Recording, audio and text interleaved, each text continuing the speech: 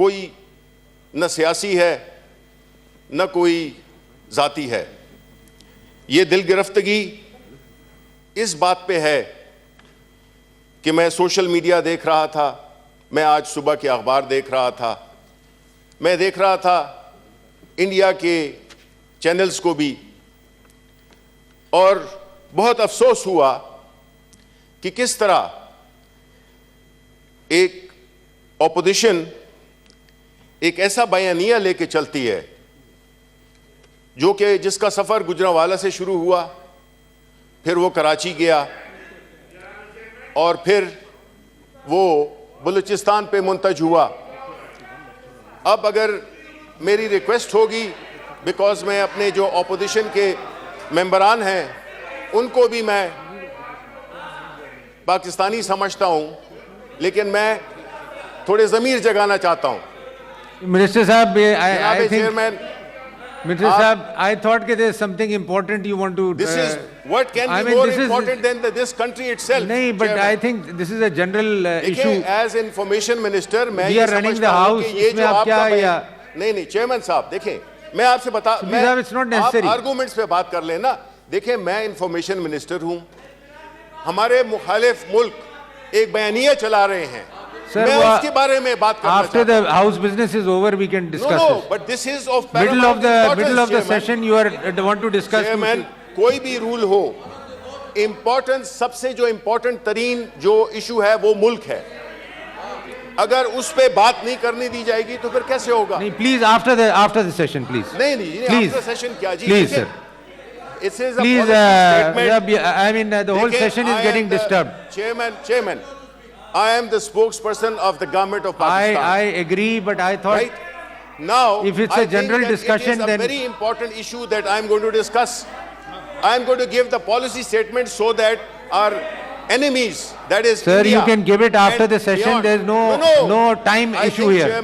Chairman, you have to give importance to the issues depending on. अगर इससे कोई important issue है, मैं बिल्कुल हाजिर हूँ। अगर इससे अहम issue है मुल्क से ज़्यादा, जो मुल्क के खिलाफ बयानिया चल रहा है, अगर उससे कोई अहम चीज है तो आप मुझे बता दें।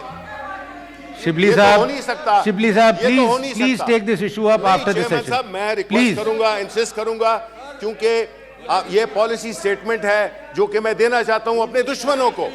अगर वो ये समझते हैं कि ये इनके खिलाफ है, ये इनका अपना इस्तेकाक है, मैं तो ये चाह रहा हूं कि ये हमारा जो बयानिया जो हमारे मुल्क के खिलाफ चल रहा है, उसमें being a spokesperson of the government, I should give my on the floor of the house. Give it after the after the agenda is finished. Senate में इजहार ख्याल कर रहे हैं।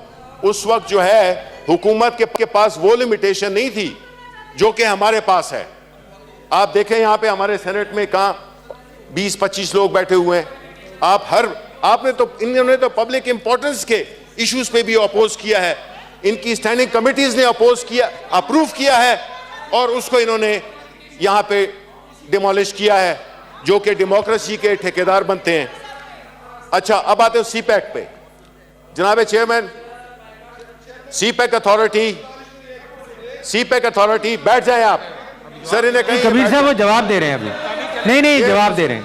नहीं उनको जवाब देने दें। देखिए, सुनने का नहीं, वो कॉल अटेंशन का जवाब दे रहे हैं। हौसला पैदा नहीं कबीर साहब प्लीज सुनने नहीं देखें हम उसको। He is the CPEC authority के जो प्रोजेक्ट्स हैं वो भरपूर तरीके से चल रहे हैं।